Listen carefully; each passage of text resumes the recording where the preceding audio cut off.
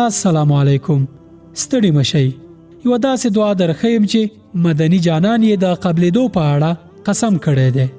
پیغمبر صلی الله علیه وسلم په الله تعالی قسم کړی چې کچا دا دعا وکړه حتما قبلېږي. هغه صلی الله علیه وسلم وایي والذي نفسي بيده ما دعا به مؤمن الا فرج الله عنه. په هیڅ څوک درته قسم کوي آیا خیر البشر اړتیا لري د داسې یو څه په اړه قسم وکړي چې ګټه یې موږ ته ده؟ داسې انسان چې تر ټولو ډیر رښتینی دی. خدا قسم د دې دعا د ارزښت او عظمت لپاره دی. که انسان د غر هومره غم، تشویش، جنجال، هم او نورې ذهني ستونزې ولري خو چې دا دعا ولولي الله تعالی به یې سملاسي ټولې اندېښنې له منځه یوسي. پیغمبر صلی الله علیه وسلم دا دعا داسې ښودلې ده: لا اله الا انت سبحانك انی كنت من الظالمین.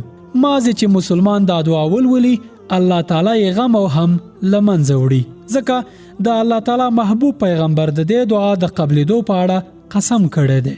کله چې یونس علیه السلام د لوی ماهی په خېټه کې وو همدا دعا یې ویله.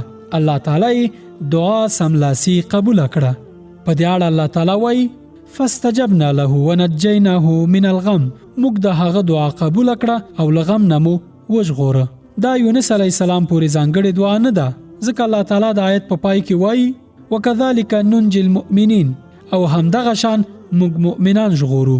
درنو ورونو، تاسې ته ښه معلومه ده چې دا دنیا له اندېښنو او غمونو ډکه ده.